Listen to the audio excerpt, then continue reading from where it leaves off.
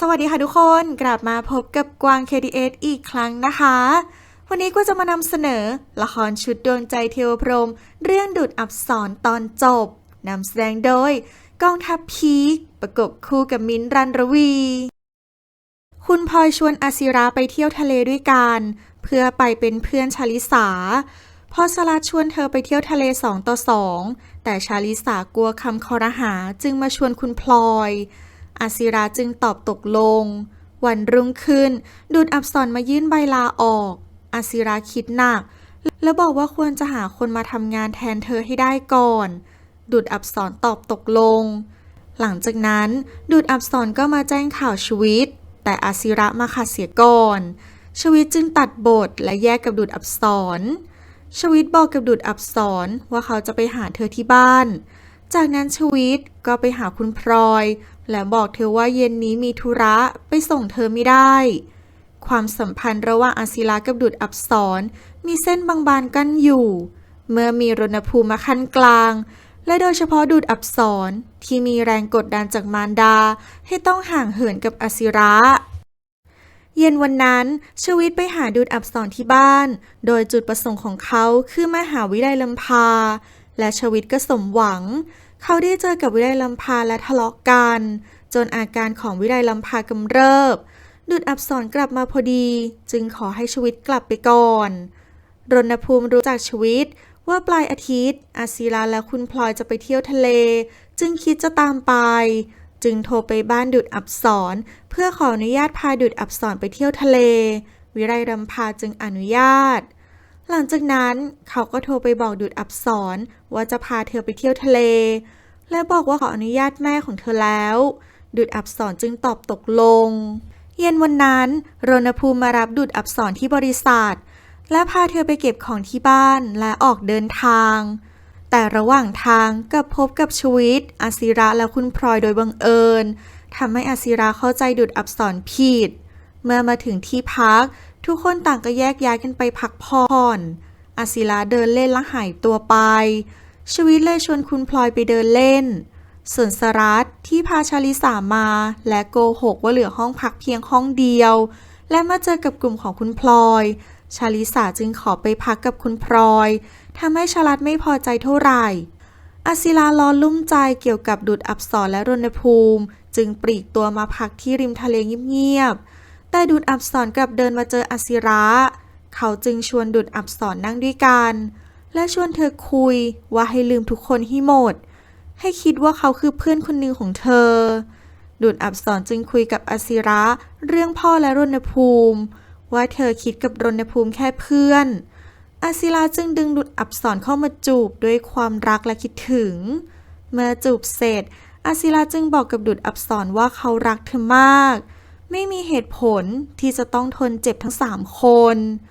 แต่ดูดอับสรกลับตอบว่าขอโทษที่ทำให้อาศิระเข้าใจผิดเธอแค่คิดถึงพ่อเท่านั้นอาศิระเข้าใจดูดอับสรผิดและโกรธเธอมากเมื่ออาศิระจากไปเธอก็ได้แต่ขอโทษและเสียใจแต่อาศิระก็ไม่ได้ยินและเขาก็ได้จากเธอไปแล้วดูดอับสรกลับมาหารณภูมิและขอไปพักรณภูมิดูก็รู้ว่าเธอผ่านการร้องไห้มาอย่างหนักจึงไม่ได้พูดอะไร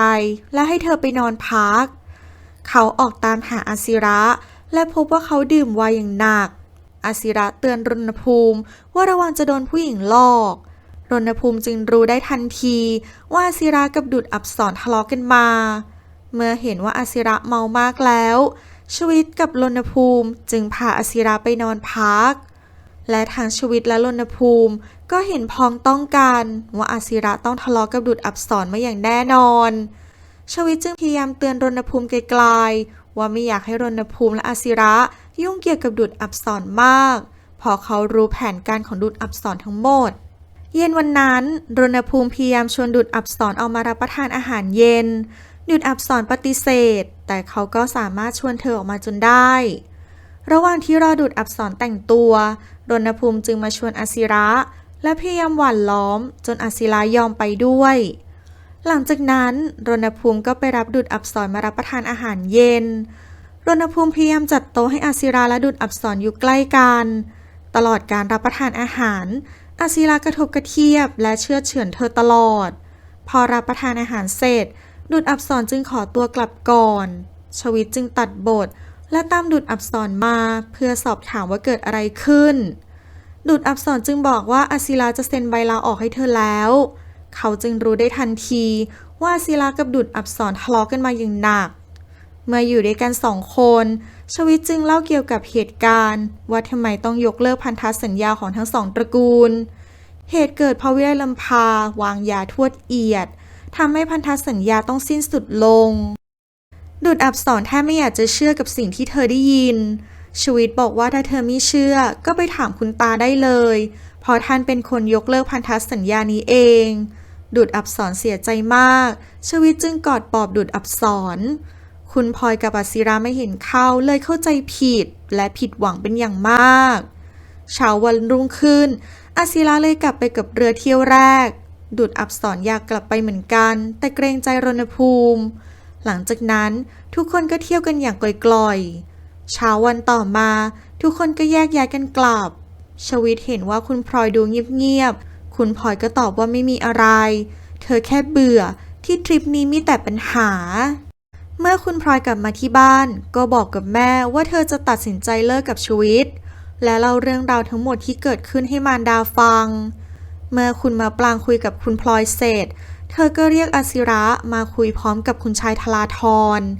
เมื่ออาศิระมาถึงเขาดูอาการหนักพอๆกับคุณพลอยอาศิระบอกว่าเขาตาสว่างแล้วและเรื่องความรักทุกคนต้องเจอด้วยตัวเองถึงจะเข้าใจคุณมะปางจึงบอกว่าเสียดายที่ชลิสามีแฟนแล้วอาศิระจึงบอกว่าถ้าเธอเลิกกับแฟนเขาก็เต็มใจจะแต่งงานกับชลิสาเพราะเขาเชื่อว่าการแต่งงานไม่ต้องมีความรักก็ได้แต่ต้องมีความเหมาะสมมากกว่าและเขาจะไม่ปิดกั้นตัวเองอีกแล้วมะปางยังเล่าอีกว่าส่วนคุณพลอยเธอจะค่อยๆห่างออกมาเองและถ้าเธอทำใจได้เมื่อไหร่ก็จะค่อยบอกเลิกกับชีวิตวันรุ่งขึ้นที่บริษัทหลังจากที่อาศิราไล่โกศลออกเขาก็ตัดสินใจจะดำเนินคดีเขาตามกฎหมายด้วยและศิลาก็บอกกับอนุสราว่าถ้าดุจอับสรมาแล้วให้เธอเอาจดหมายลาออกมาให้เขาเซ็นด้วยอนุสราตกใจเมื่อดุจอับสรมาถึงเธอจึงรีบถามว่าเกิดอะไรขึ้นดุจอับสรจึงบอกว่าไม่สะดวกที่จะทำงานต่อและไม่ได้ทะเลาะอะไรกับเขาอนุสราจึงเข้าใจดุจอับสรเอาจดหมายลาออกมาให้อาศิราเซ็นและขอเวลา1 อาทิตย์เพื่อต่องานคนที่จะมาทำงานต่อจากเธอเขาจึงอนุญาตและดุจอับสรได้ขอใช้ชื่อของอาศิระเพื่อลัดคิวหมอชัชวาลเพื่อนของเขาก็อนุญาตเพราะเขาบอกเพื่อนไว้แล้วและด้วยความที่ใช้ชื่ออาศิระเธอจึงได้คิวที่เร็วมาก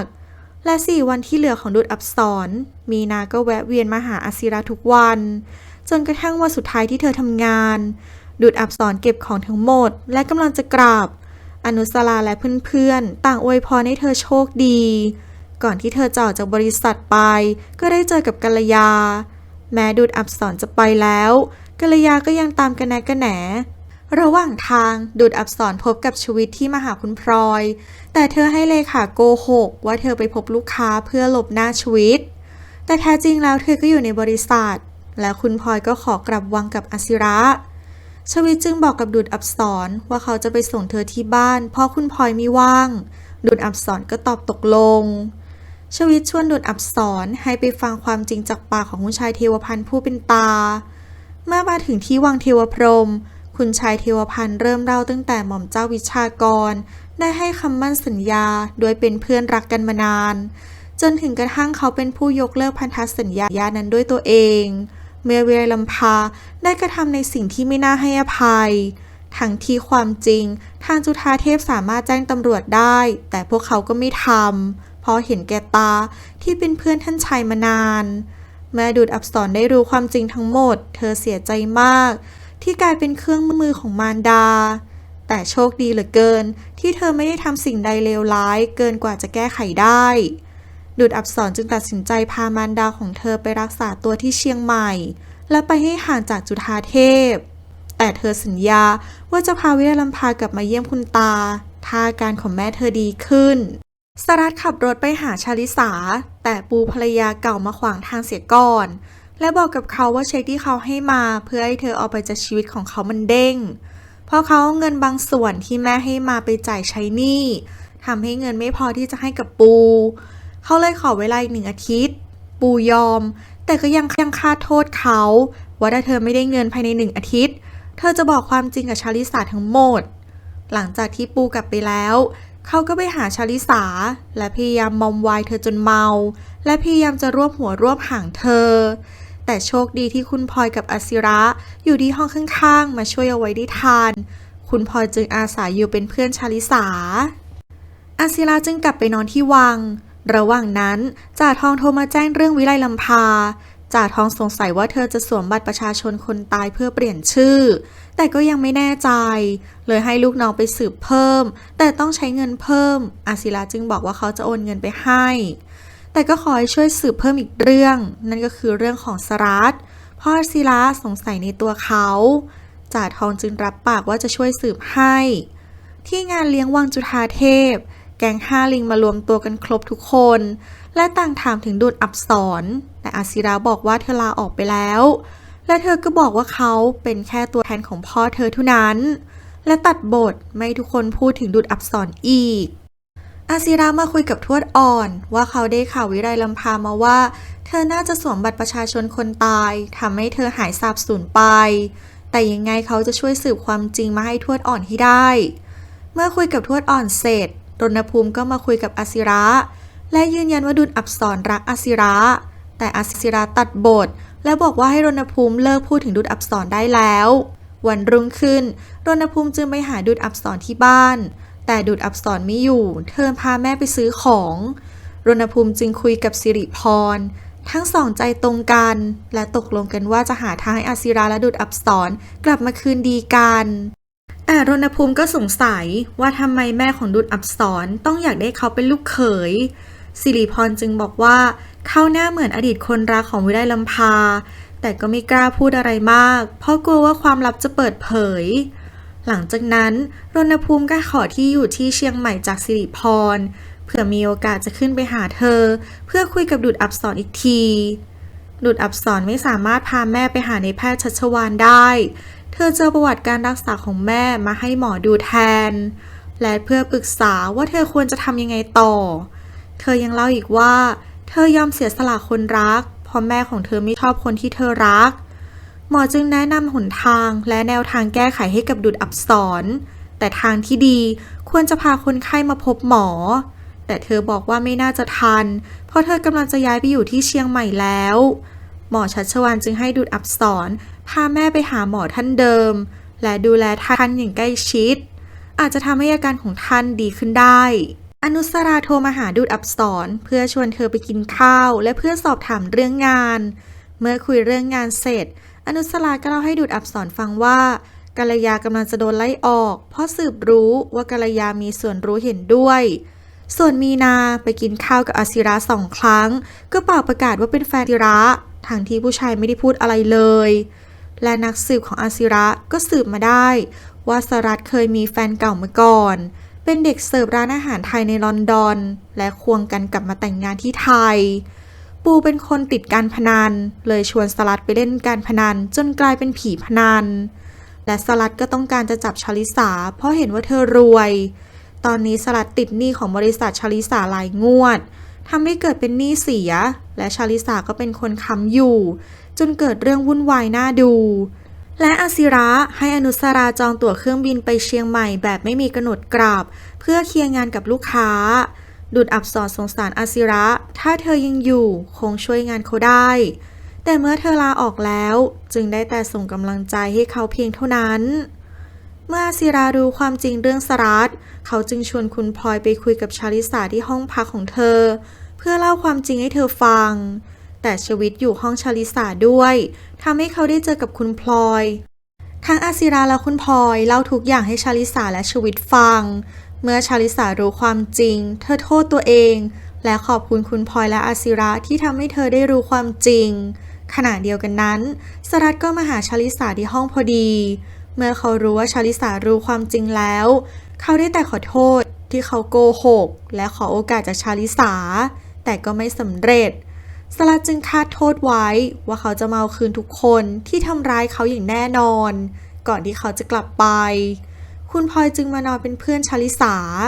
วันรุ่งขึ้นชลิสายืนยันว่าจะไปทำงานเพื่อดำเนินการเรื่องสลัดตามขั้นตอน หากเขาไม่จ่ายหนี้ก็ให้ดำเนินการตามกฎหมายได้เลย วันต่อมาหนังสือพิมพ์ลงข่าวเกี่ยวกับชลิสา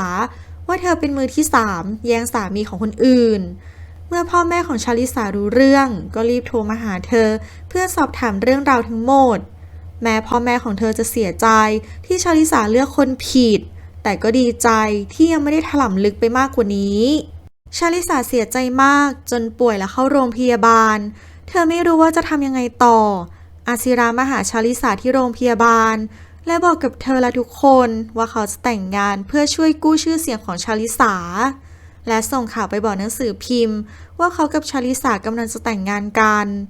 ข่าวดีของตระกูลยักษ์ใหญ่อย่างตระกูลจุฑาเทพทำให้สามารถกลบข่าวเสียหายนั้นได้เมื่ออาศิรากลับมาที่วังจุฑาเทพก็ถูกคุณสรุตคุณภูและคุณฉัตรซักฟอกต่อแต่อาศิราบอกว่าเขาตัดสินใจแล้วและดีสำหรับทุกคนทั้ง3จึงไม่สามารถต้านได้เมื่อชวิตดูเรื่องเขาจึงรีบมาคุยกับชินกรและเกษราพ่อและแม่ของเขาและยืนยันว่าอาศิระรักดุจอับสรไม่ได้รักชลิสาและถ้าอาศิระยังคงดึงดันจะทำให้เกิดเหตุการณ์ซ้ำรอยกับเหตุการณ์ของรุ่นพ่อรุ่นแม่จะทำให้ไม่มีใครมีความสุขเลยดังนั้นชวิตจึงขอเวลาพ่อแม่1 เดือนเขาจะหาทางทำให้อาศิระยอมรับใจของตัวเองให้ได้ชินกรและเกษราจึงรับปากว่าเขาจะช่วยยื้อเวลาอีก1 เดือนเกษรามาคุยกับชลิสาและเล่าเรื่องที่ชวิตมาขอเวลา1 เดือนเพื่อให้ทุกคนทบทวนใจของตัวเองชลิสาเข้าใจและตกลงใจตามนั้นเช่นกันหลังจากที่คุณเกศคุยกับชลิสาแล้วเธอได้โทรหาคุณชายเทวพันธ์ผู้เป็นพ่อว่าลูกของวิไลลำพาชื่อดุจอับสรใช่ไหมและคำตอบของคุณชายเทวพันธ์ทำให้เธอเข้าใจเรื่องราวถ่องแท้มากขึ้นเมื่อรณภูมิรู้เรื่องจึงโทรหาอาศิระแล้วถามเขาย้ำแล้วย้ำอีกว่าแน่ใจแล้วใช่ไหมเขาก็ยืนยันอย่างหนักแน่นหลังจากนั้นรณภูมิก็โทรมาที่บ้านของดุจอับสรเพื่อคุยกับเธอเรื่องข่าวสิริพรรับสายแล้วบอกว่าทุกคนรู้เรื่องแล้วดุจอับสรซึมและหายขึ้นห้องพักไปครึ่งค่อนวันน่าจะขึ้นไปร้องไห้รณภูมิจึงขอคุยกับดุจอับสรเธอแซงทำเป็นเข้มแข็งและบอกว่าอาศิราและชลิสาเหมาะสมกันที่สุดแล้วรณภูมิเหนื่อยใจกับอาศิราและดุจอับสรจริงๆเขาจึงขอที่อยู่ของดุจอับสรเพื่อจะขึ้นไปหาวิไลลำพาจึงตะโกนมาให้เธอบอกที่อยู่เขาไปและยินดีต้อนรับเขาเสมอดุจอับสรบอกว่าจะไปพักที่ตึกริมแม่น้ำแม่ปิงของเจทีเพื่อนของดุจอับสรให้เช่าระหว่างรอบ้านของเธอและเธอก็ร่ำลาและวางหูไปสรัตไม่สามารถออกจากบ้านได้เจ้าหนี้กำลังตามตัวเขาจู่ๆเสียงโทรศัพท์ก็ดังขึ้นเขารับสายปรากฏว่าเป็นสายของโกศลเขาโทรมาเพื่อขอเงินสมฤทัยแม่ของเขาเพื่อหนีออกนอกประเทศแต่สลัดยื่นข้อเสนอว่าก่อนจะไปเขาอยากให้โกศลฆ่าอาศิราเพื่อแก้แค้นโกศลจึงรับปากเพราะเขาก็แค้นอาศิราเช่นกันดุจอับสรมาเชียงใหม่พร้อมกับวิไลลำพาและมาพักที่ห้องเช่าของเพื่อนที่ตึกของเจทีและเธอก็ได้แต่ภาวนาว่าจะไม่บังเอิญเจออาศิระระหว่างที่เขามาทำงานที่เชียงใหม่เมื่อมาถึงวิไลลำพาบอกกับดุจอับสรว่าเธออยากจะอยู่คอนโดมากกว่าอยู่บ้านและพยายามหว่านล้อมให้ดุจอับสรซื้อสักห้องเธอจึงบอกว่าขอคิดดูก่อนดุจอับสรพักอยู่ชั้น3อาศิระพักอยู่ชั้น10ถ้าไม่บังเอิญเจอกันในลิฟต์ก็คงไม่ได้เจอกันแน่นอนเมื่อมาถึงห้องดุจอับสรก็อาบน้ำและกินโจ๊กหลังจากนั้นเธอก็นั่งพักและคิดเรื่องราวที่ผ่านมาเธอนั่งนานเท่าไหร่ไม่รู้จนวิไลลำพาเข้ามาเรียกดุจอับสรจึงอุ่นโจ๊กให้แม่เพื่อให้แม่กินยาวิไลลำพารู้ดีว่าดุจอับสรรักอาศิระเธอไม่เข้าใจว่าทำไมถึงเป็นเช่นนี้ยิ่งดุจอับสรรู้ข่าวว่าอาศิราคบหากับลูกสาวของเกษราก็ยิ่งซึมลงไปมากกว่าเดิมทำให้วิไลลำพาไม่พอใจทั้งสองแม่ลูกจึงคุยกันดุจอับสรบอกให้แม่ปล่อยวางเพราะแผนการทั้งหมดอาจไม่ได้เป็นตามที่เธอต้องการเธอยอมรับชะตากรรมและอยากให้ทุกอย่างจบลงเพียงเท่านี้ และดูดอับสรขอร้องให้แม่ช่วยปล่อยวางจากความแค้นทั้งหมดและอยู่ด้วยกันตามประสาแม่ลูกไม่ต้องยุ่งเกี่ยวกับจุฑาเทพอีกดูดอับสรไม่ได้รับคำตอบจากแม่แต่การที่ท่านไม่โวยวายก็เท่ากับยอมรับข้อเสนอของเธอไปพิจารณาหลังจากนั้นเธอก็ตัดสินใจลงไปซื้อของที่ร้านสะดวกซื้อและตั้งใจจะซื้อหนังสือพิมพ์ธุรกิจสัก 2-3 ฉบับเพื่อหางานพอเธอลงลิฟต์มาข้างล่างแทนที่จะไปร้านสะดวกซื้อเธอตัดสินใจมานั่งพักที่ริมสระว่ายน้ำของโรงแรมอาศิราเดินทางมาที่เชียงใหม่ก่อนกำหนดโดยเอาเรื่องงานมาบังหน้าเพราะต้องการจะหนีทุกคนในครอบครัวที่รุมซักถามเรื่องของเขากับชาลิสาเมื่ออาศิรามาถึงโรงแรมด้วยความร้อนและอบอ้าวเขาจึงมาว่ายน้ำที่สระว่ายน้ำของโรงแรมทำให้อาศิราและดูดอับสรได้เจอกันเมื่อทั้งสองเจอกันจึงทะเลาะกันเพราะอาศิรายังฝังใจว่าดูดอับสรตั้งใจจะจับชีวิตและตั้งใจจะแย่งชีวิตไปจากคุณพลอยทั้งสองทะเลาะกันหนักมากดูดอับสรเสียใจและวิ่งหนีไปส่วนอาศิระเมื่อกลับมาที่ห้องพักและพยายามนอนแต่เขาก็นอนไม่หลับยังคิดถึงแต่เรื่องของดูดอับสรเขาหนีปัญหาต่างๆมาไกลถึงเชียงใหม่แต่กลับมาเจอต้นตอของปัญหาทำให้เขาคุ้นคิดอย่างหนักหลังจากวันนั้นทั้งอาศิระและดูดอับสรต่างก็ระวังตัวเพื่อจะได้ไม่ต้องเจอกันอีกอาศิระไปทำงานและรีบกลับบ้านทันทีเมื่อเลิกงานดูดอับสรก็ออกไปตลาดตั้งแต่เช้ามืดและเธอก็ได้ตุนของมากมายเพื่อไว้กินหลายๆวันส่วนชวิตที่ยังไม่รู้เรื่องอะไรเขารู้แต่ว่าช่วงหลังๆนี้คุณพลอยกลับมานอนที่วังทุกวันจึงห่างกันไปโดยปริยายชวิตจะมาคิดทบทวนระหว่างเขากับคุณพลอยห่างกันมานานเท่าไหร่แล้วเขาได้รับคำตอบว่าตั้งแต่กลับมาจากเที่ยวทะเลชวิตจึงขอให้แม่ไปเกริ่นเรื่องงานแต่งงานของเขากับคุณพลอยคุณเกศจึงจัดขนมและไปเยี่ยมคุณชายธราธรกับคุณมะปรางเมื่อชวิตและคุณเกศมาถึงวังจุฑาเทพก็ไม่พบคุณพลอยคุณมะปรางบอกว่าคุณพลอยไม่อยู่เธอเพิ่งออกไปช้อปปิ้งคุณเกศจึงเกริ่นเรื่องงานแต่งงานระหว่างชวิตกับคุณพลอย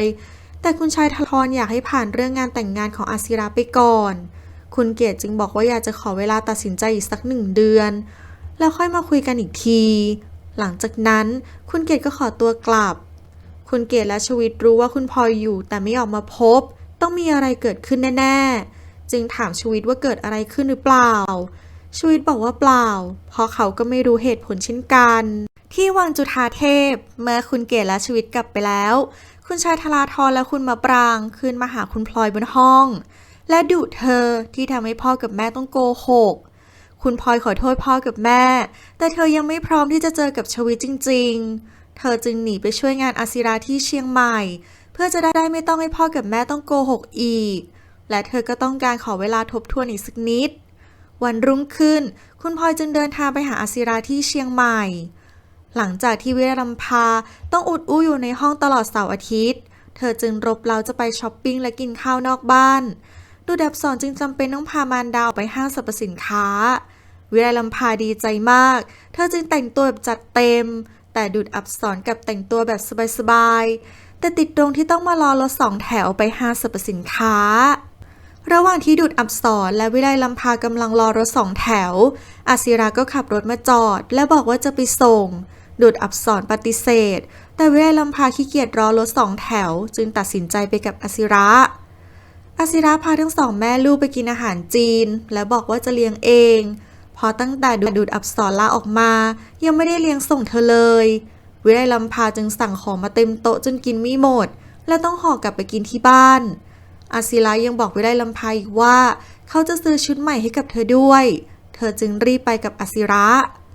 ดูดอับสรพยายามห้ามแต่ก็ขัดใจแม่ของเธอไม่ได้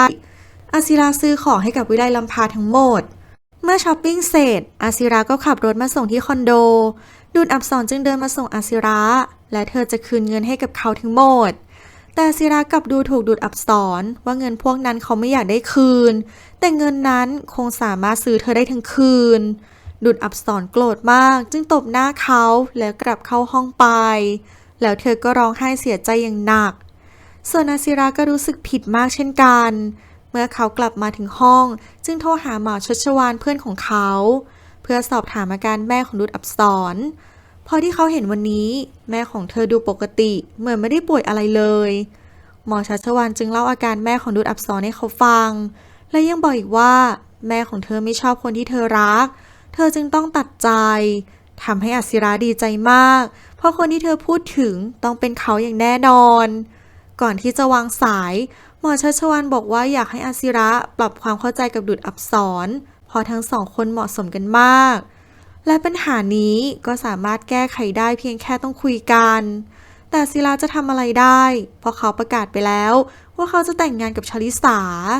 ดูดอับสรออกมานั่งพักผ่อนที่ริมระเบียงแต่เธอกลับเห็นมีคนคล้ายมือปืนขับมอเตอร์ไซค์มาด้อมๆมองๆหน้าตึกแล้วขับออกไป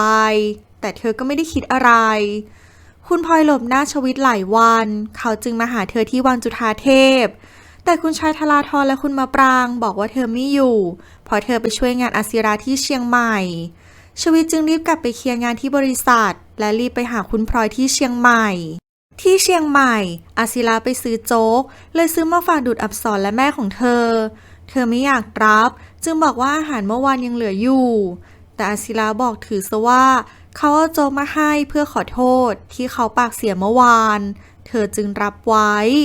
และขอร้องไม่ให้เขามายุ่งกับเธออีกเพราะเธอกำลังจะย้ายไปพักที่อื่นหลังจากนั้นดูดอับสรก็นัดกับแตงโมเพื่อไปดูห้องเช่าที่อื่นระหว่างรอรถ2 แถว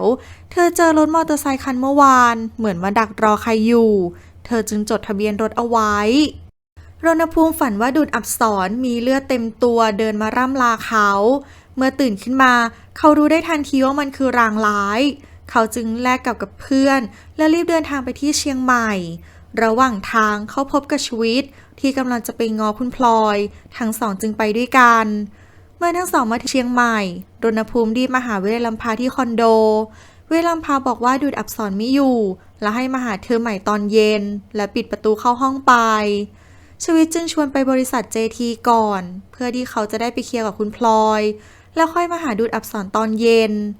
ดูดอับสรและแตงโมดูห้องเช่าจนเหนื่อยจึงพักกินข้าวเที่ยงดูดอับสรบังเอิญเห็นมอเตอร์ไซค์คันดังเก่าอีกครั้งและเห็นคนพวกนั้นกำลังคุยกับโกศลจึงเข้าใจได้ทันทีว่าพวกนั้นเป็นมือปืนเธอจึงรีบไปเตือนอาศิระที่บริษัทแต่ก็ช้าไปแล้วเขาไปดูงานที่โครงการ3เธอจึงรีบตามไปดูดอับสรตามอาศิระไปไม่นานรณภูมิและชวิตก็มาหาอาศิระและคุณพลอยพนักงานต้อนรับบอกว่าวันนี้มีแต่คนถามหาคุณอาศิระแม้แต่อดีต PR ก็ยังมาตามหาเขาและเพิ่งตามเขาไปเมื่อกี้รณภูมิดูได้ทันทีว่าคือดูดอับสรรณภูมิและชวิตจึงรีบตามไปดูดอับสรเห็นมอเตอร์ไซค์อยู่ที่ใต้ตึกจึงรีบวิ่งขึ้นมาหาอาศิระด้วยความเป็นห่วงเมื่อศิระและดูดอับสรเจอกันคนร้ายก็เจอเขาเช่นกันดูดอับสรจึงเอาตัวบังกระสุนเธอโดนยิงเข้ากลางหลังอย่างจังอาศิระรีบเข้ามารับร่างของหญิงสาวและพาเธอหลบเป็นจังหวะเดียวกับที่รณภูมิและชวิตเข้ามาพอดีเพื่อจัดการคนร้ายเรียบร้อยจึงรีบพาดูดอับสรส่งโรงพยาบาลคุณพลอยรีบมาที่โครงการและรีบถามว่าชวิตเป็นยังไงบ้างด้วยความเป็นห่วงชวิตจึงบอกว่าเขาไม่เป็นอะไรและปลอดภัยดีเขาจึงชวนคุณพลอยไปโรงพยาบาลเพราะดูดอับสรโดนยิงระหว่างทางชวิตอธิบายเรื่องราวทั้งหมดให้คุณพลอยฟังรวมถึงเรื่องดูดอับสรด้วยเมื่อคุณพลอยได้ฟังเรื่องราวทั้งหมดจึงได้เข้าใจและสงสารดูดอับสรที่เธอต้องโกหกและลำบากเพราะแม่ของเธอมาโดยตลอดเธอจึงหายโกรธชวิตเมื่อชวิตและคุณพลอยมาถึงโรงพยาบาลก็พบว่าอาการของดูดอับสรค่อนข้างหนักหมอบอกว่ากระสุนฝังในปอดและต้องผ่าตัดเอากระสุนออกเธอเสียเลือดมากอาการค่อนข้างน่าเป็นห่วงจ่าทอมาหาศิระที่โรงพยาบาลเพื่อเอาเอกสารของเวลัมพาทั้งหมดมาให้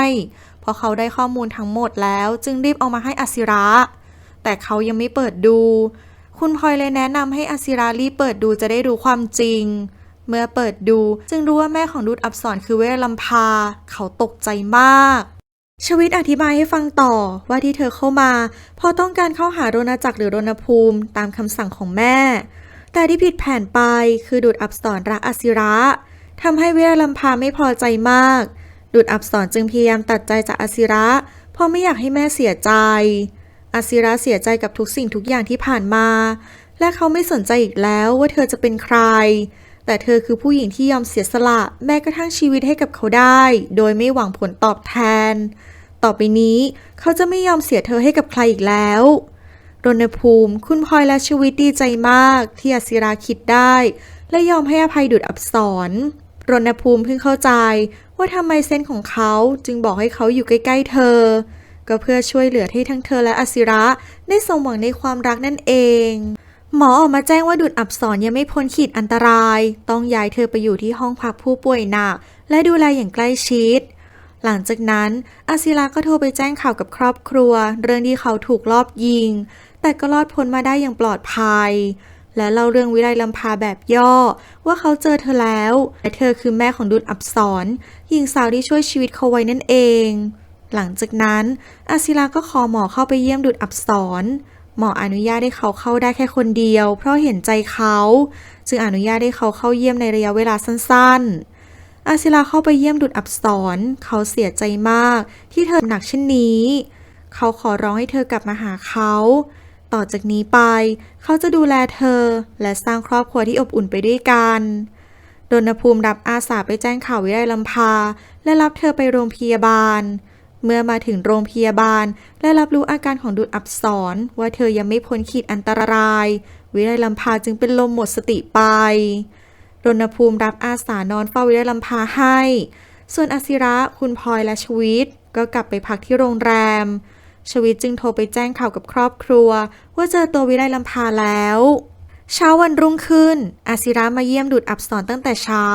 พบว่าสีหน้าของเธอเริ่มดีขึ้นถือเป็นนิมิตหมายที่ดีแต่เธอก็ยังไม่ฟื้นหลังจากเยี่ยมดุจอับสรเสร็จอศิระก็ไปพบหมอของวิไลลำพาและเล่าเรื่องราวทั้งหมดให้ฟัง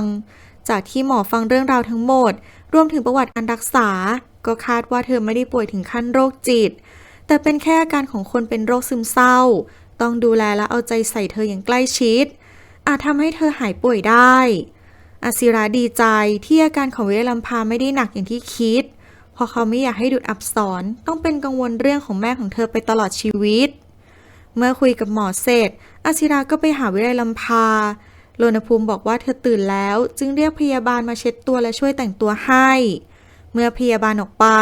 อศิระและรณภูมิจึงคุยกับวิไลลำพาเรื่องดุจอับสรอย่างจริงจังแต่เธอก็ยังไม่ยอมและโกรธอศิระมากที่ทำให้ลูกสาวของเธอต้องบาดเจ็บหนักขนาดนี้อศิระกำลังจะคุยต่อก็มีเสียงเคาะประตูดังขึ้นคนที่มาทำให้วิไลลำพาถึงกับช็อกเพราะชาตินี้ไม่คิดว่าจะได้เจอกันอีกคนที่มาคือทวดอ่อนคุณชายทลาธรคุณมะปรางคุณเกษราชินกรและคุณชายรณพีเมื่อวิไลลำพาเห็นรณพีเธอน้ำตาไหลพรากเมื่อสบตาคู่นั้นชายคนเดียวที่อยู่ในใจของเธอมาตลอดทุกคนกล่าวถามวิไลลำพาด้วยความห่วงใยเมื่อวิไลลำพาได้สติเธอก็กล่าวด่าทุกคนโดยเฉพาะทวดอ่อนที่ตระบัดสัตย์ไม่รักษาสัญญาและทำลายคนไม่มีทางสู้คุณชายทลาธรไม่พอใจเพราะเขาเป็นคนยุติธรรมเห็นว่าสิ่งที่เธอทำลงไปก็ไม่ถูกต้องก็ควรได้รับโทษไม่ใช่กลายเป็นว่าคนไม่ผิดต้องมาขอโทษแทนวิไลลำพายังด่าทอทุกคนเกษราจึงพยายามปรามแต่เธอก็ไม่ฟัง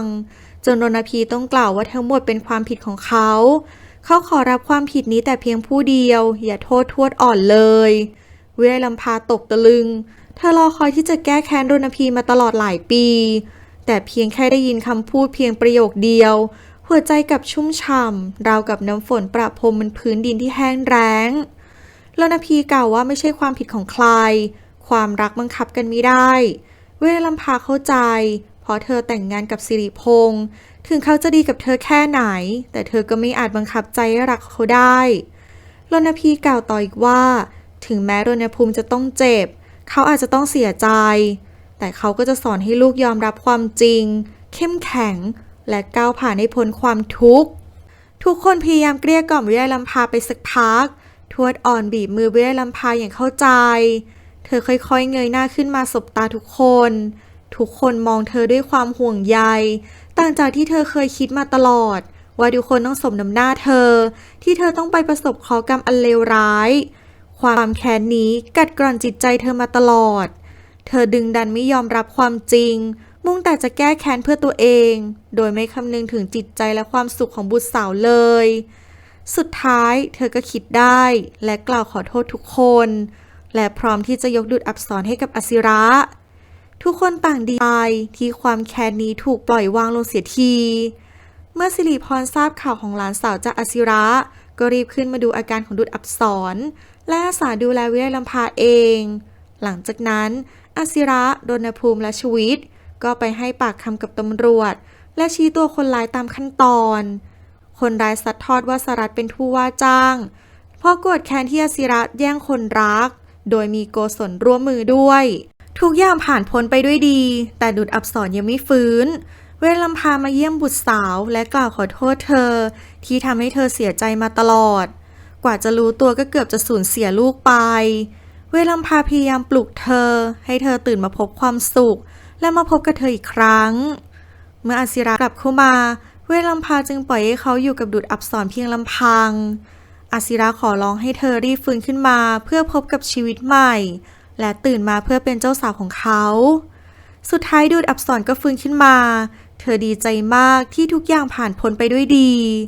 หลายวันต่อมาดูดอับสรอาการดีขึ้นมากแล้ว5 สิงห์แห่งจุฑาเทพรุ่นเล็กรวมถึงรณภูมิก็มาเยี่ยมดูดอับสรที่โรงพยาบาล วิไลลำพาและสิริพรจึงปล่อยให้เด็กๆคุยกัน วิไลลำพาชวนสิริพรไปกินก๋วยเตี๋ยวเจ้าอร่อย สิริพรตอบตกลง เวลำพาได้รับการให้อภัยจากน้องสามี โดยไม่ต้องเอ่ยคำพูดใดๆออกมา ถือเป็นการเริ่มต้นมิตรภาพที่ดีระหว่างทั้งสอง ที่ห้องพักผู้ป่วยของดูดอับสรทุกคนกำลังคุยและแซวกันอย่างสนุกสนานรณจักรเอากล่องแหวนกำมะหยี่มาให้อสิระ บอกว่ามารดาของอสิระฝากมาให้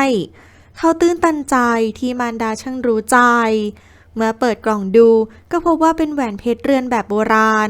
สมบัติเก่าแก่ของตระกูลจุฑาเทพ ขนาดเพชรไม่น้อยกว่า1 กะรัตไม่ใหญ่เทอะทะ สามารถสวมติดนิ้วได้ตลอด อสิระจึงคุกเข่าขอดูดอับสรแต่งงานเลย ทั้งคู่กล่าวขอบคุณและขอโทษกันและกัน ก่อนที่ดูดอับสรจะตอบตกลงในที่สุด เมื่อดูดอับสรออกจากโรงพยาบาลและพักรักษาตัวจนหาย วิไลลำพาตัดสินใจกลับไปอยู่ที่วังจุฑาเทพ เพื่อดูแลคุณชายเทวพันธ์ผู้เป็นพ่ออย่างใกล้ชิด เมื่อกลับมากรุงเทพอสิราและทีมงานรวมถึงดูดอับสรก็กลับมาทำงานในตำแหน่งเดิม ส่วนคู่ปรับเก่าของดูดอับสรอย่างกัลยาก็ถูกไล่ออกจากงานฐานทุจริต ส่วนมีนาก็ลาออกจากงานสิ้นเดือนนั่นเองเพราะคดีของพี่ชายและมารดาทำให้เธอสู้หน้าเพื่อนร่วมงานไม่ไหวปัญหาทุกอย่างค่อยๆคลี่คลายลงไม่นานนักทวดอ่อนและคุณชายธราธรก็ไปเจรจาสู่ขอดูดอับสรจากคุณชายเทวพันธ์และวิไลลำพาโดยการแต่งงานถูกกำหนดขึ้นอีก6 เดือนหลังจากนั้นอาศิลาบ่นว่านานเกินไปแต่เมื่อเป็นเลิกที่ดีที่สุดของทั้งสองเขาก็ไม่อยากขัดใจผู้ใหญ่หลังแต่งงานอาศิราก็พาดูดอับสรมาฮันนีมูนที่ยุโรปดูดอับสรคุยกับอาศิระว่าอยากให้สรุตลงเอยกับพรชีวาเขาจะได้เป็นดวงใจเทวพรหมเหมือนกับเธอและอาศิระทั้งสองกอดกันและสัญญาว่าจะรักและดูแลกันและกันอย่างนี้ตลอดไปจบบริบูรณ์ติดตามชมความสนุกกันได้ในละครชุดดวงใจเทวพรหมเรื่องดูดอับสรทุกวันศุกร์เสาร์อาทิตย์เวลา 20:30 นาทีทางช่อง 3 ชอบก็กดถูกใจใช่ก็ช่วยกด subscribe หรือกดติดตามให้กวางด้วยนะคะและคลิปต่อไปกว่าจะทำเรื่องอะไรรอติดตามรับชมกันได้เลย